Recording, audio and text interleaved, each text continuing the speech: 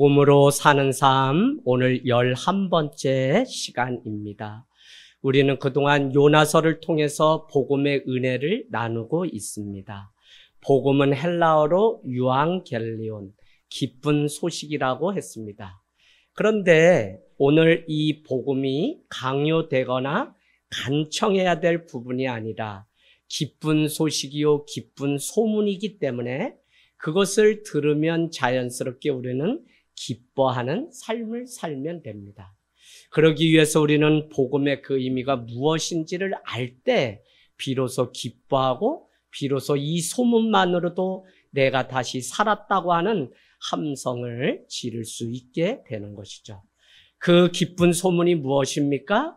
아담과 하와로 인해서 인간에게 찾아온 죄로 인해 죽음이 있다는 나쁜 소식을 뒤집는 것이 기쁜 소식이죠. 그 소문은 인간이 죄로 인해 죽게 되었는데 하나님이 그 아들 예수 그리스도를 이 땅에 보내주심으로 인해서 우리에게 드디어 살 길이 열렸다고 하는 소식입니다. 다 죽게 된 자에게 가장 기쁜 소식은 살게 되었다고 하는 구원일 것입니다. 그 구원으로 인해 다시 살게 된 것이 부활이고 오늘 그것을 믿고 살아가는 저와 여러분이길 원합니다. 여러분, 복음은 나를 영화롭게 만드는 것입니다.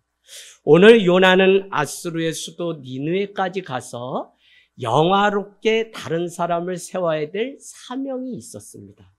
그럼에도 불구하고 그는 그 사명을 뒤로 한 채 복음을 따를 것인가 아닌가의 문제 앞에 고민하고 충돌하는 모습을 보게 돼요.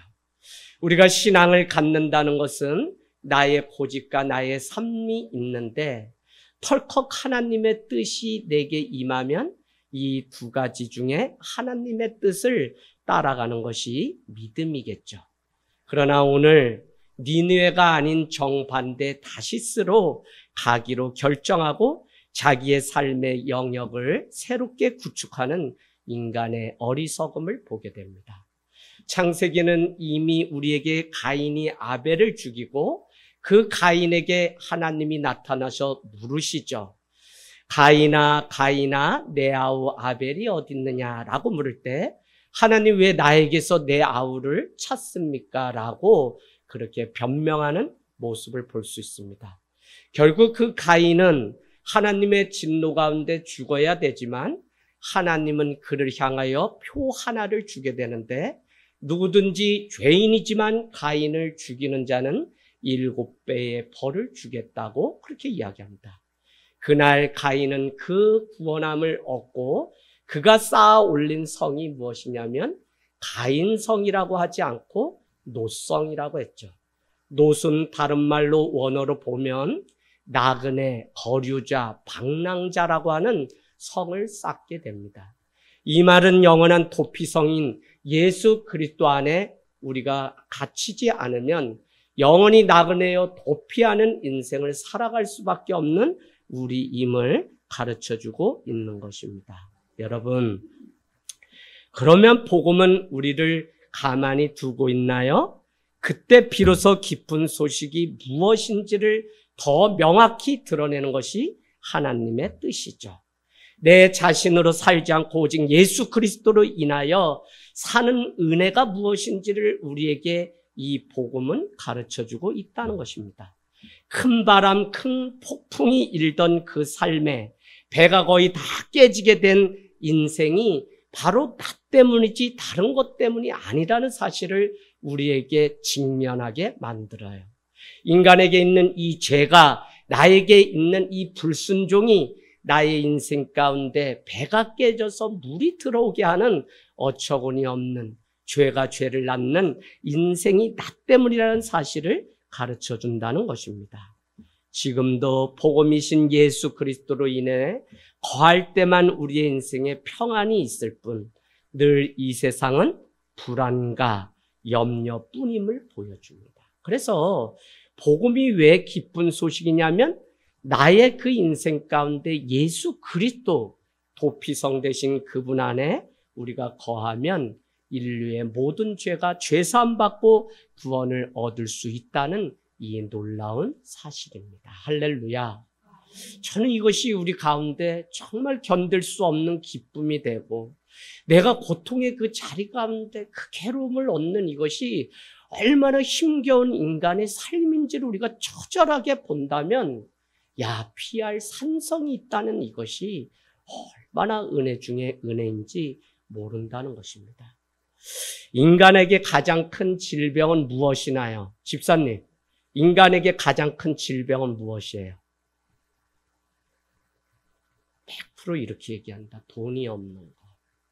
요 3040은 돈이 없는 게 이게 가장 큰 질병. 그런데 그렇지 않고 오늘 성경은 두려움에 빠진 것이 가장 큰 질병.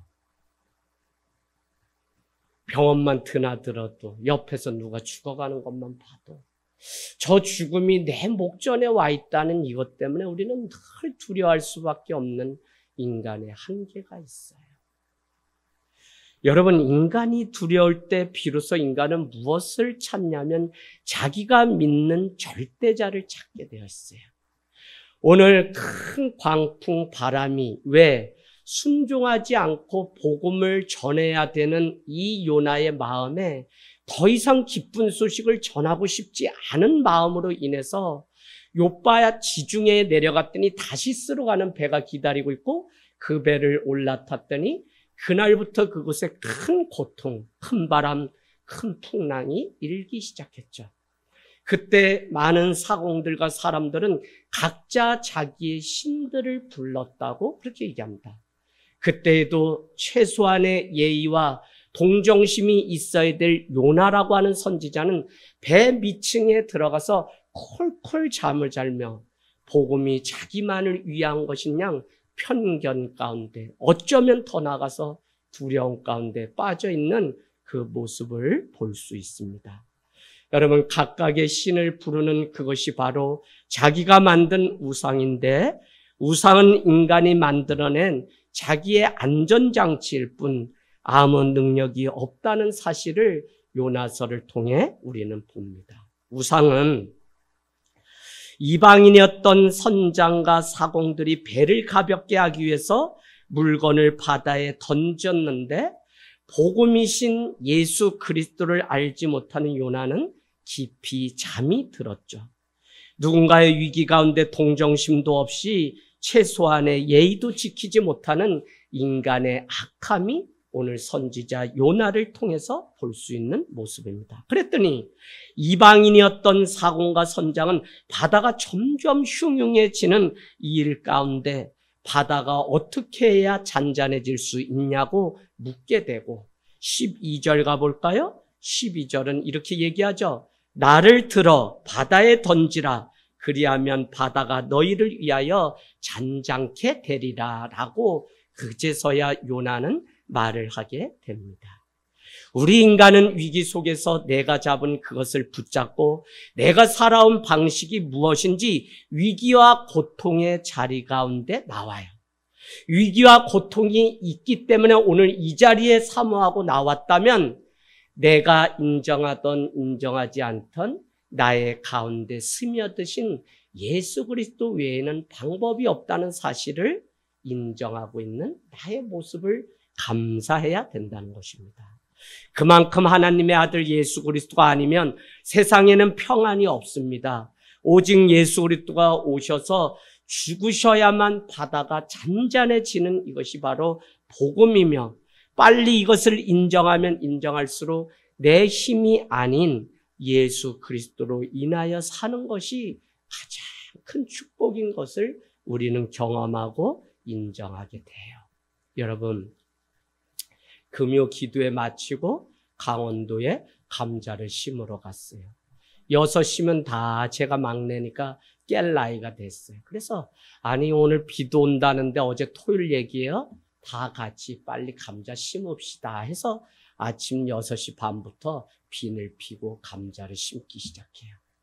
그런데요, 육신의 이 연약함이 얼마나, 하나님을 의지하지 않으면 순간 우리 가운데 평안이 없는 것을 아는 것이 처음에 몇 골 할 때는 오늘 뭐 반나절 안에 이거 다 마칠 수 있다 그래서 열 몇 명이 아주 신나게 막 힘있게 그래서 저도 반나절 몇 시간이면 다 끝나는 줄 알았어. 그랬는데 온다고 하는 매형들은 다 한식을 핑계대고 오지 않고 그 몫은 이경학 목사님과 제 몫.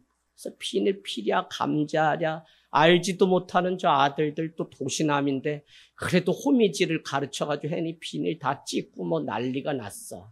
그런데다가 비가 올라고 바람이 막 불기 시작하니 비닐을 쭉 들어서 잘랐는데 흙으로 빨빨 묶어줬는데 비닐이 다해가 비닐 따라 막 저 아래까지 끌려가면 그럼 비닐 놓으면 어떻게 돼? 다 날아가서 다시 해야죠. 그러니까 비닐을 지키려고 막 그냥 깔고 안고 난리도 아니었어. 감자 달라 그러면 전에는 갖다 놔주더니 몇 시간 지나니까 감자를 던져. 이젠 짜증났어. 몇 시간 지나니 허리 다 완전 주저앉고 무릎으로 일하시면 어른들이 왜 엉덩이에 흙이 묻냐면 앉아서 겨우 기어가면서 감자 심는 거예요.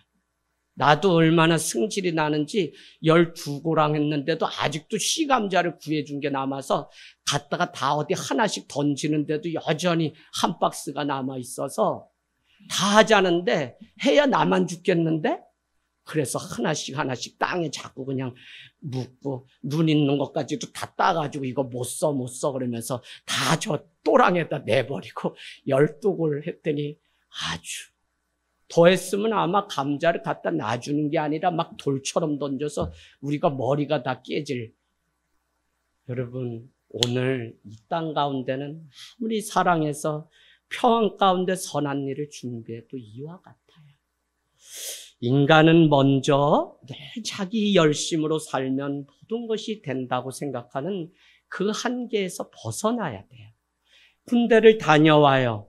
결혼을 하고 누군가를 만나서 또 계약을 하고 또 새로운 시험을 보고 대학을 가고 하는 많은 인생에서 처음 겪어야 되는 일들이 있어요. 그러니 불안할 수밖에 없어요. 그런데 처음이라서 그럴 수 있지만 그때 인간의 방법은 열심히 하면 된다라는 것 외에는 뭔 답이 없어요. 여러분, 우리가 열심히 하는 순간 우리는 점점 하나님과 멀어진다는 사실을 아셔야 돼요. 무슨 이야기냐면 13절에 가서 동그라미 쳐놓으세요. 그 사람들이 힘써 노를 저 배를 육지로 돌리고자 하나 그 배는 육지로 가지 않았다는 거예요. 문제는 인간의 열심에 있지 우리가 뭐 게을러서 문제가 아니에요. 내가 무엇을 하면 된다고 생각하는 그것이 복음이 아니라고 했어요. 복음은 하나님이 너를 위해 무엇을 하시는지를 가르쳐주는 동시에 너의 인생을 향하여 하나님이 일하시고 있기 때문에 맡겨드리고 너의 삶의 주인을 하나님으로 모시라고 하는 것이 복음이라고 했어요. 여러분, 내 열심이 더 크면 클수록 13절 말씀은 바다가 그들을 향하여 점점 더 흉흉할 뿐이라는 것입니다. 차라리 인간의 연약함을 인정하는 겸손이 있다면 지금 이 상황이 나 때문에 일어난 일이라고 우리가 고백한다면 철저하게 회개하는 그곳에 순종의 아름다운 꽃을 피우게 하고 겸손한 삶을 살게 만들 거예요. 오히려 우리 가운데 찾아온 고통이 강하신 하나님을 붙잡게 하기 때문에 우리는 이 과정들도 주님 앞에 기도하고 주님 앞에 나가잖아요. 늘 기도해요. 오늘 우리 집사님이 인간의 연약함을 깨닫고 강하신 주님을 붙잡고 살아가는 인생이 되게 해주세요라고 병상에 찾아가면 늘 기도하게 됩니다. 여러분, 고통은 우리를 성장시키고 우리를 복음이 무엇인지를 알게 하는 절대절명의 찬스라고 하는 사실을 여러분 기억하기를 원합니다. 누군가는 아무 문제가 없으니 괜찮은 인생처럼 살고 누군가는 인생에 문제가 생겼으니 자기 힘으로 해결하려고 더욱 힘껏 노를 저으면서 살아가요. 그러나 그 배는 육지가 아닌 다른 방향으로 간다는 것입니다. 예수 그리스도로부터 점점 멀어져요. 우리가 알아야 할 것이 있다면 열심보다 더 중요한 것이 순종이라는 것이에요. 순종하는 자는 그 삶에 겸손이 있을 때 드릴 수 있는 살아있는 예배가 있어요. 여러분, 우리 아이들 고3이 여럿이에요. 군대에 있어요. 새로운 또 대학 준비해요. 그래서 열심히 해요.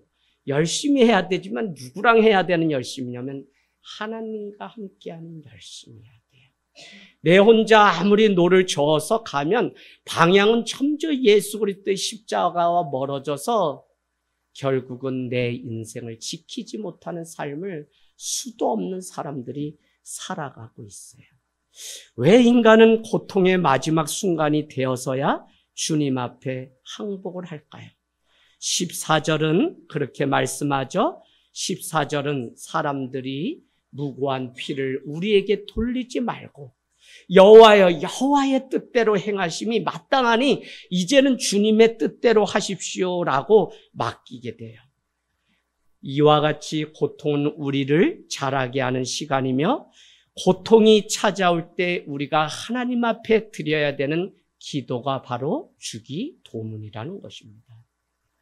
하나님, 하나님의 나라와 하나님의 권세와 하나님의 영광이 그 이름이 거룩히 하게 하옵시고 라고 하는 주기도문. 마지막 겟세마네 동산에서 죽음을 앞두고 주님이 우리에게 가르쳐 주신 주기도문이 우리의 삶 가운데, 그래서 하나님, 이제는 나의 뜻이 아니라 주의 뜻을 행하시옵소서. 주님, 이제는 이 땅 가운데 우리가 이룰 하나님의 나라가 있어야 되는데 세상의 임금으로는 이룰 수 없는 이곳에 하나님의 나라가 임하게 도와주시옵소서라고 항복하고 손을 드는 것이, 여러분, 믿는 우리가 온전히 깨닫지 못하고 온전히 죽지 않기 때문에 여전히 세상의 나라는 불안전하고 우리 가운데 염려와 근심을 주는 나라입니다.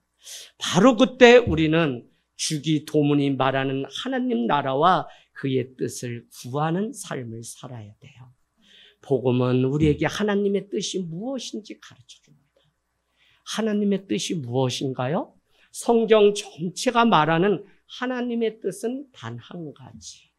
구약은 아담과 하와로 말미암아 인간은 죄를 지었고 너희를 죽음 가운데 건져내실 메시아, 기름 부은 자가 올 것을 예언한 말씀입니다. 신약은 약속대로 예언자이신 예수 그리스도께서 오셔서 죽음 가운데서 사망 가운데서 생명으로 옮겨가는 그 사건을 십자가를 통해서 이루실 것을 성취하신 장면이에요. 그래서 예언의 구약과 성취의 신약은 결국은 죄인을 구원하시는 이것이 하나님의 뜻임을 성경 전체는 우리에게 말씀하고 있다는 것입니다. 여러분, 예수를 믿고 죽게 돌아와 구원을 얻는 이 일이 저와 여러분을 향하신 하나님의 뜻이에요. 마태복음 28장은 승천해서 다시 오신다는 재림의 주님은 모든 족속으로 제자를 삼으며 교회와 성도가 살아갈 것을, 마가복음은 만민에게 복음을 전파하고 기다릴 것을, 누가복음은 이 모든 일에 증인된 삶을 살 것을, 요한복음은 내 양을 치고 내 양을 먹일 것을, 사도행전 1장은 이 일이 그냥 이루어지는 것이 아니라 1장 4절 하나님의 나라의 일이 어떻게 이루어지는지 우리에게 보여주실 텐데 그 일은 성령 충만을 받고 권능을 얻은 후에 하나님의 증인된 삶을 살아간다. 9장에 가면 우리 같이 사마리아의 사역이 끝나고 사마리아로 이제 넘어가는 사역이 9장 이후에 펼쳐지게 되죠. 누가? 스데반이 죽게 되면서 그들은 흩어져서 저기 사마리아를 뛰어넘어 안디옥까지 그들은 가게 되면서 사도행전 1장 8절의 매뉴얼이 얼마나 중요하게 펼쳐지는지를 우리에게 보여줘요. 그러니까 결국 사도행전 28장은 우리에게 가장 마지막에 로마에 온 지 이태 동안 하나님 나라를 전파하고 예수가 주되심을 전파하는 일에 사도 바울은 옥중에서도 힘썼다고요. 여러분, 예수님은 이 땅에 오셔서 마가복음 1장 14절 15절 갈릴리에 오셔서 첫 사역이 하나님의 나라가 가까이 왔으니 회개하고 복음을 믿으라는 거예요. 이 땅에 로마 황제가 다스리는 그 나라가 아니라 또 다른 나라가 있는데 그것은 하나님의 통치와 주권과 다스림이 있는 하나님의 나라. 저기 죽은 다음에 가는 그가 아니라 이 땅 가운데서도 내 삶을 주인이, 내 삶의 통치자가, 오늘 이 민족의 통치자와 주권자가, 주인이, 다스리는 분이 하나님이라는 사실을 믿는 하나님의 나라를, 하나님의 뜻을 우리에게 이루라고 말씀하고 있어요. 디도서 2장 11절은 수요은혜 예배를 통해서 나눴지만 이렇게 말씀합니다. 모든 사람에게 구원을 베푸시는 하나님의 은혜가 나타나, 모든 사람에게 구원을 베푸시는 하나님의 은혜. 이게 바로 성경이 우리를 향해서 하나님의 뜻이 무엇인지, 저 사람만 아니라, 아니 이스라엘만이 아니라 저기 느느의 앗수로, 아니 우리 남편, 우리 시부모님, 저 절간에 드는 사람, 이단에 간 사람 다 하나님의 구원 가운데 있음을 요나서는 우리에게 가르쳐줘요.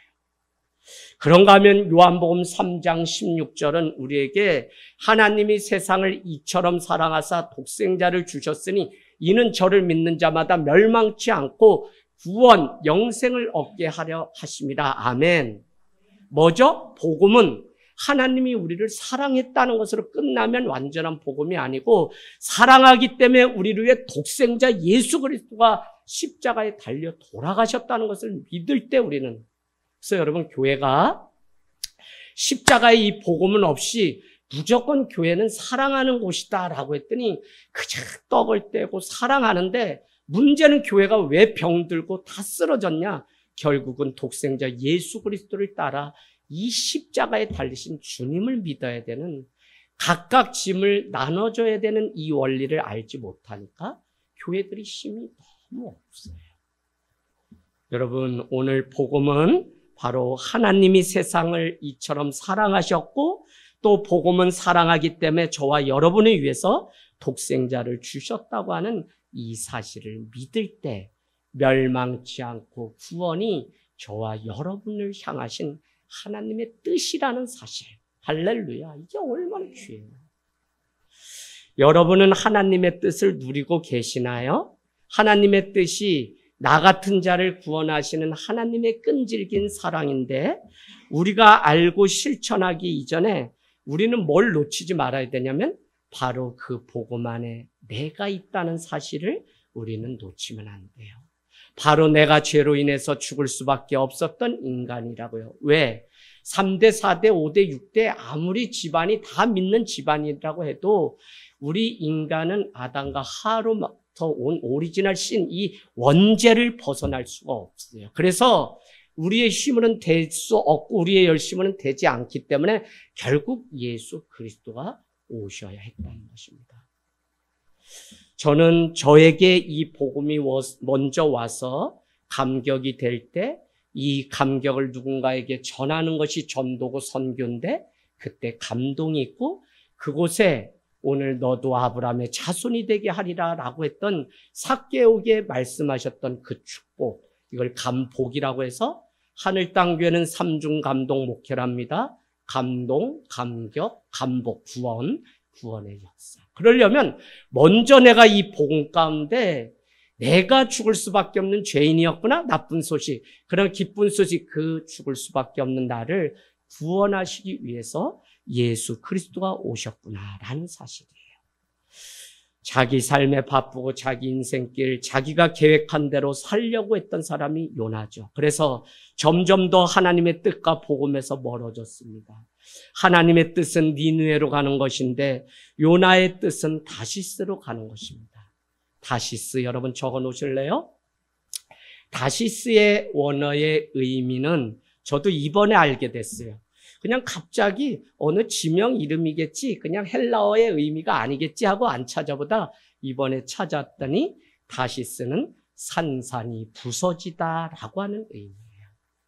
자기의 인생길을 계획하고 배를 타고 다시스로 갔던 요나와 우리의 인생 가운데 예수 그리스도가 오지 않으면 우리는 산산이 부서진 인생을 살아가게 돼요.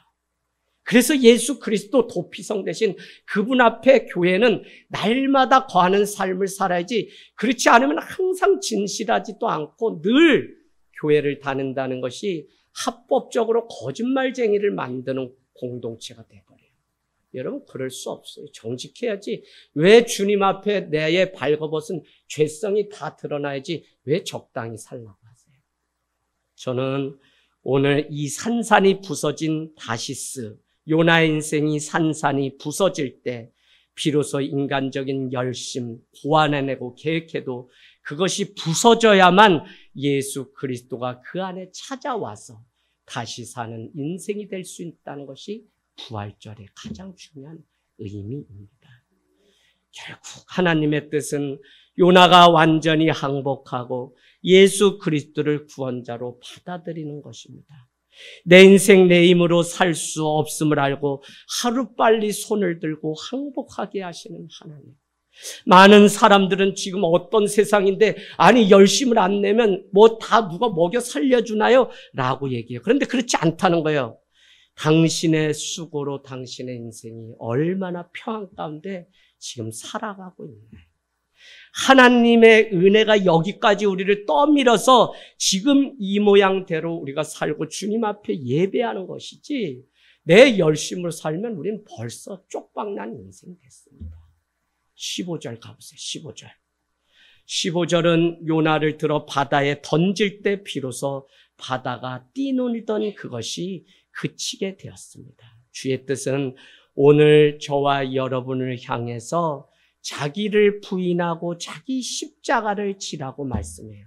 그래야 인류에게 찾아온 그 죽음을 끊고 거친 바다가 그쳐지게 되며 그곳 가운데 괴로움을 대신할, 염려를 대신할 주님의 평강이 온다는 거예요. 주님 앞에 여러분 드리던 열심 그대로 드리세요. 이래서 저래서 못합니다. 아무리 해봐야 그냥 그 자리에서 맴돌고 있는 성도의 삶을 볼 때마다 얼마나 이 복음이 정말 자기에게 와야만 인생 바뀔 수 있을까 하는 회의가 들 때도 있어요. 여러분, 내 노력으로는 아무것도 되지 않아요. 그래서 인류를 향한 그 괴로움과 죽음을 끊어버리기 위해서 우리는 주님의 십자가 앞에 가야 돼요. 주님으로 인해 살아야 할 내가 여전히 주님보다 세상의 방법을 찾기 때문에 우리 가운데 죽음이 찾아온 거예요. 그러면 자기 부인을 하고 자기 십자가를 지라고 하는데, 자기 부인이 뭐 조금 무슨 뭐 인내하고 참고 기다리라 이런 의미가 아니라고요.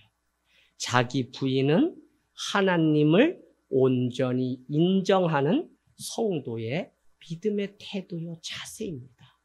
자기 부인을 하지 않으면 어떻게 우리가 주님을, 아니 따르는 척은 얼마든지 하지만 내 인생의 배에 계속 물이 들어오고 바람이 이는 그걸 왜 평생 우리가 하면서 사냐고요. 좀 한번 딱 끊고 결단하고 주님으로 인해서 살아야지. 하나님은 원하시는 일을 반드시 이루시는 분이세요. 당신이 이루기로 약속하신 것은 반드시 이루세요. 전화벨이 울려도 주님의 말씀은 여전히 전파됩니다. 할렐루야. 여러분, 하나님은 하나님이 하시고자 하시는 반드시 이루시는 분이기 때문에 그냥 까불지 말고 손 들고 주님 그냥 나 잡아 드세요라고 손을 드는 게 가장 신앙의 아름다운 모습이라고요. 많은 사람들이 복음의 빛이 나에게 왔다는 이 사실을 잃게 되면 우리는 하나님으로부터 점점 멀어지게 돼요. 자기 삶이 바쁘고 자기 인생길을 자기의 계획대로 살려고 하는 순간 산산이 부서진 나의 모습을 우리는 보게 돼요. 구원을 향하여 옮겨가는 하나님의 시간표는 계속해서 전진하고 있어요. 다만 그 배에 올라탄 인생인지 아닌지가 문제죠. 그 구원의 배가 하나님의 마지막 종말을 향해 지금도 가고 있다니까요. 지금 젊어요. 그래서 꿈이 있어요. 다 소용없어요. 늙었어요. 내가 후패하고 자꾸 아파요. 그것 때문에 낭망할 필요도 없어요. 누구나 구원을 향해 지금도 하나님의 마지막 종착점을 향해서 가고 있으니까요. 우리를 다루시는 하나님의 방법이 바로 이것이에요.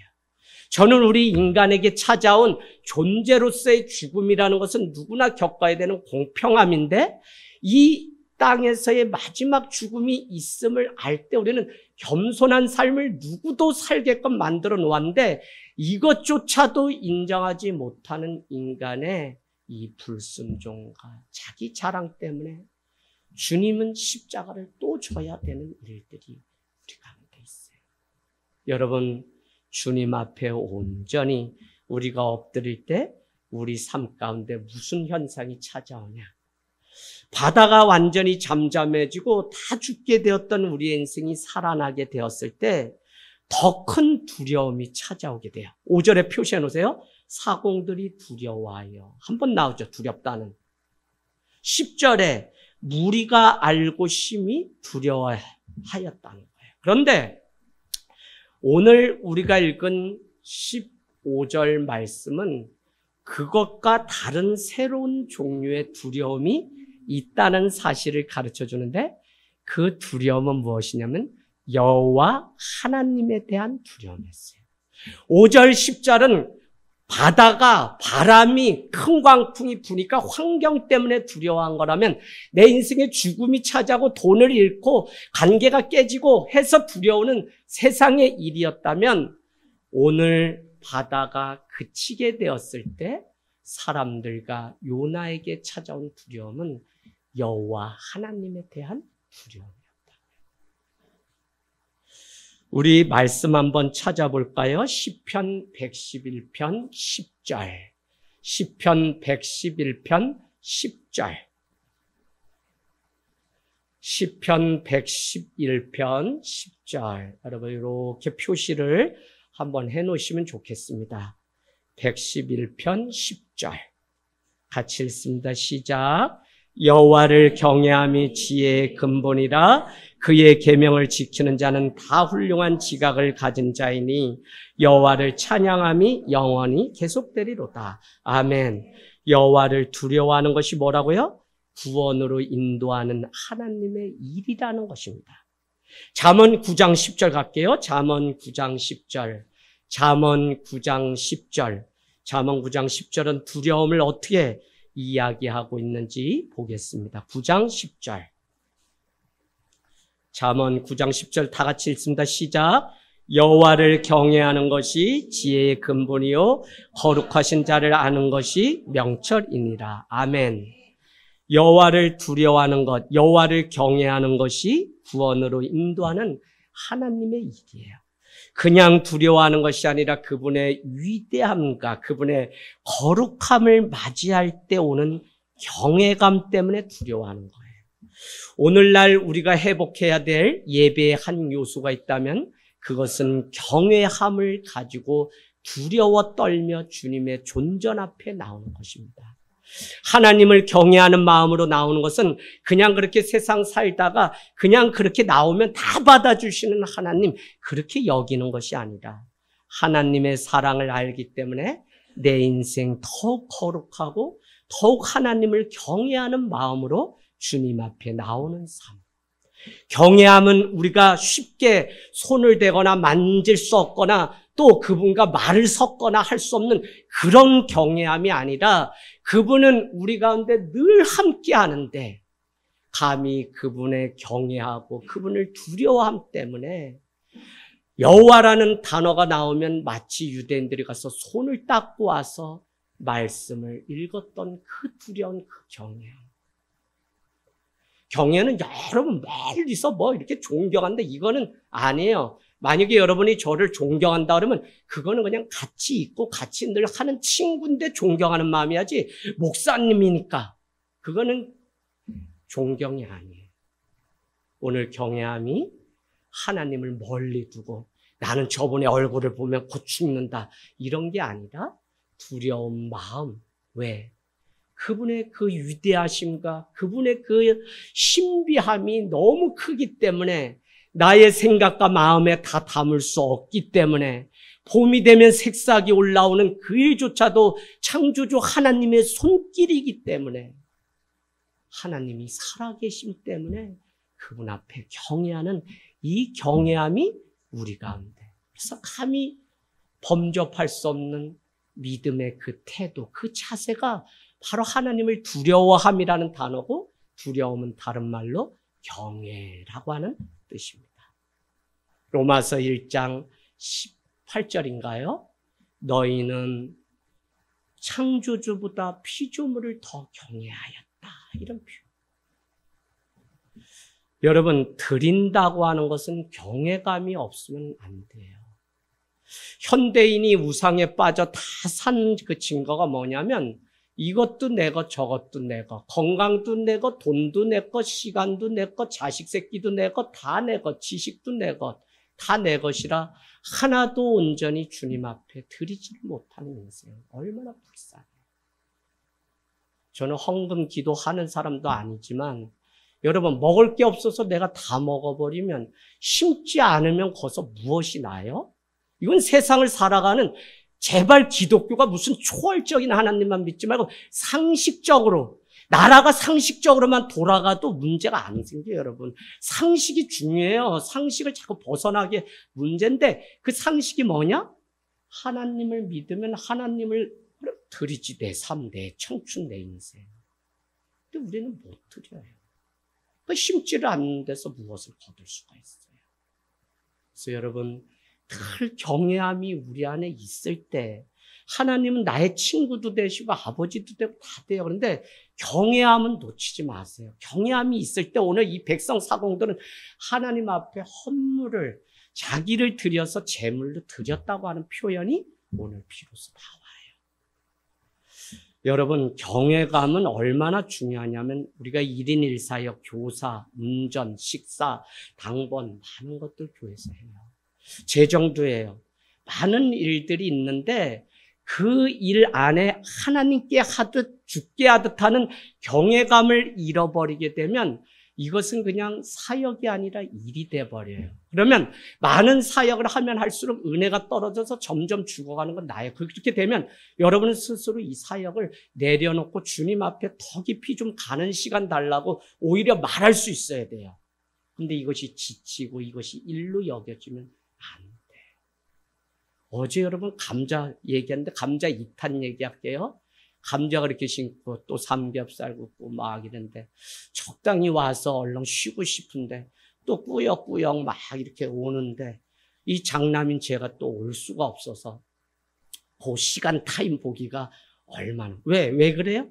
같이 있고 싶죠. 근데 저는 내일 이 자리에 서야 되고 묵상은 충분히 했지만 타이핑을 안 해놓고 가니까 찝찝해.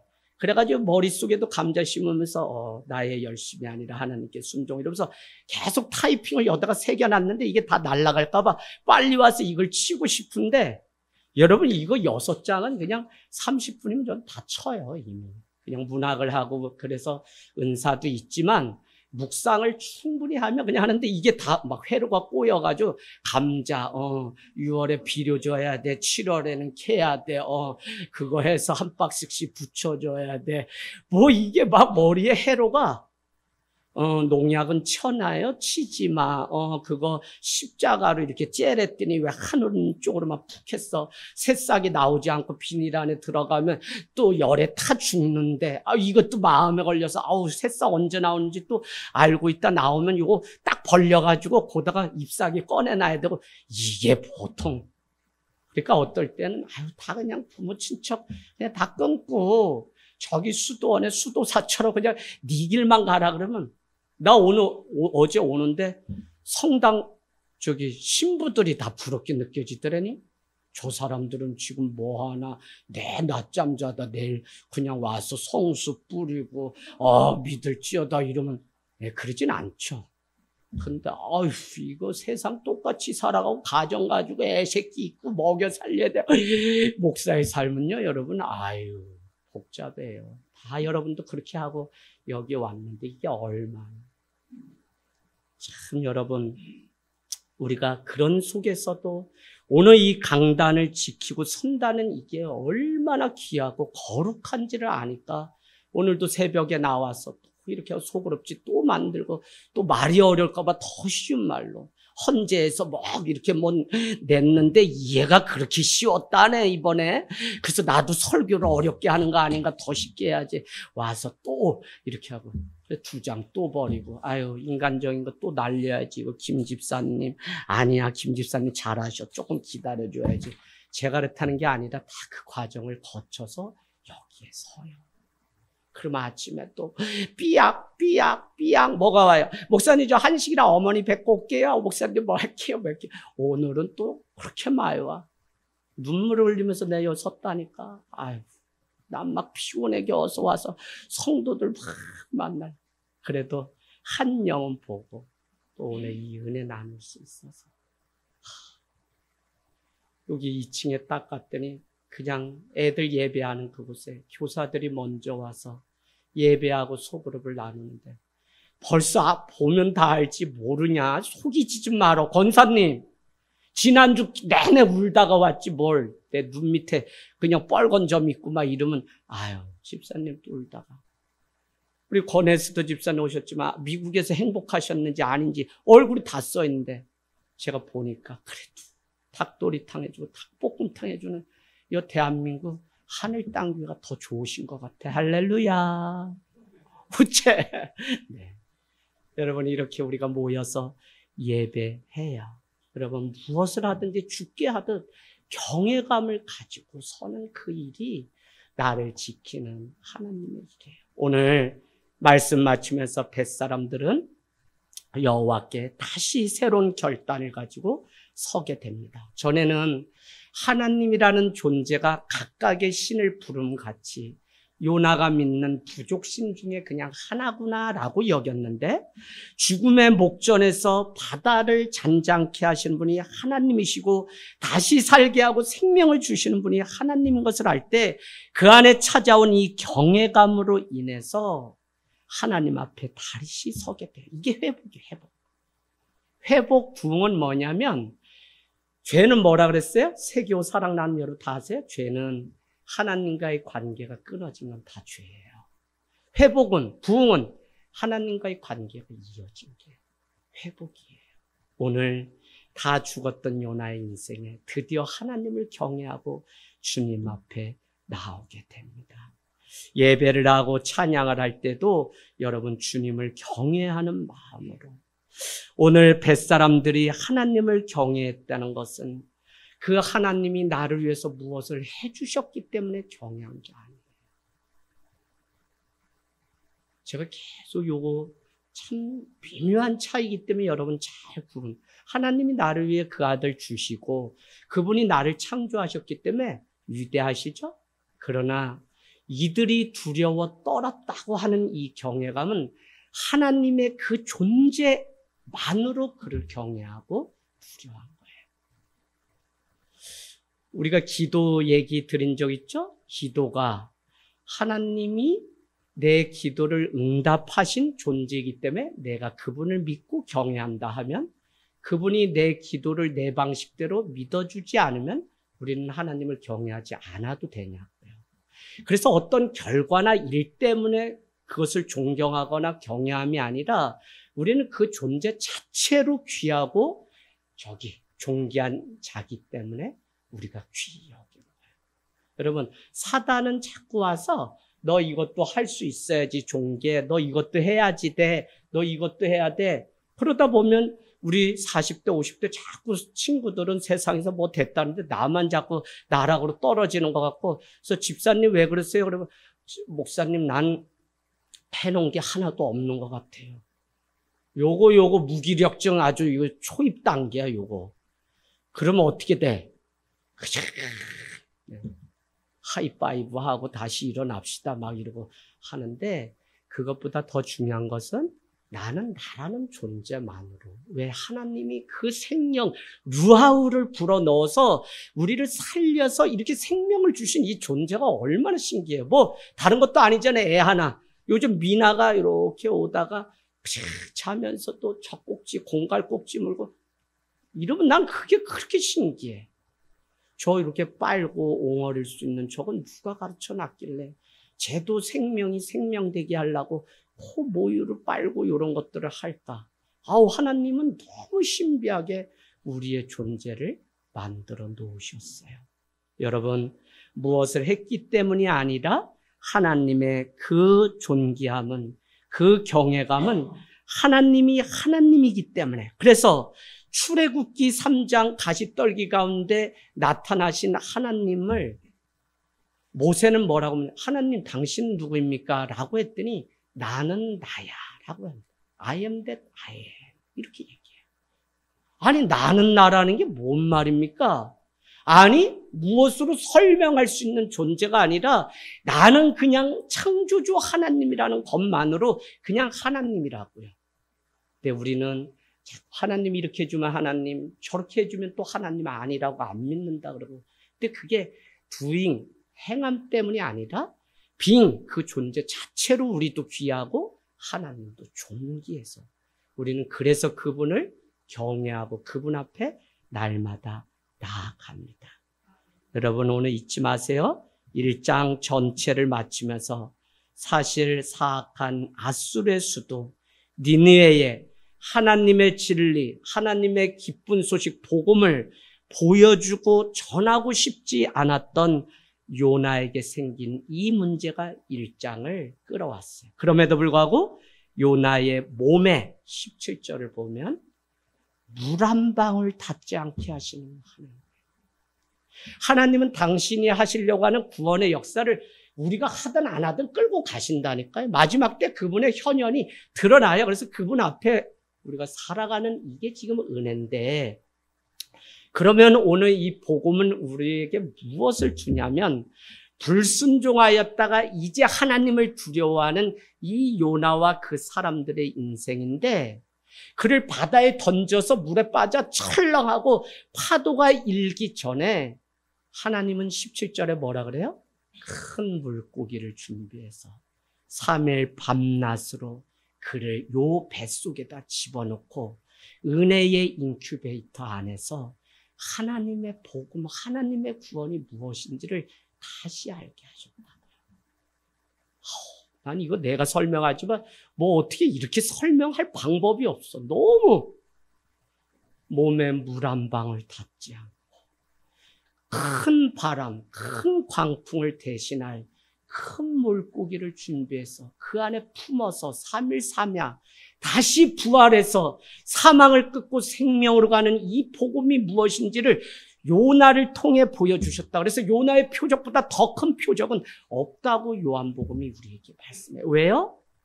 예수 그리스도의 그 표적을 이미 예표한 것이기 때문에. 그러면 어떻게 돼요? 큰 물고기를 여러분은 큰 대제사장 되시는 예수 그리스도임을 여러분 아셔야 돼요. 주님은 지금도 우리의 삶에 찾아오셔서 우리를 그 안전한 지존자의 은밀한 날개 가운데 품고 우리를 지켜내서 영원으로 향하는 영원한 항구로, 소망의 항구로, 구원의 항구로, 영생의 항구로 우리를 이끌어 가시고 빚어가고 계세요. 그러니까 빨리 이거를 인정하고 하나님 그냥 저 인생 맡겨드립니다 라는 게 신앙입니다. 할렐루야. 그 주님과 함께 한 주 어떻게 얻은 인생인데 멋지게 승리하는 저와 여러분이 되시길 주님의 이름으로 축복합니다. 아멘.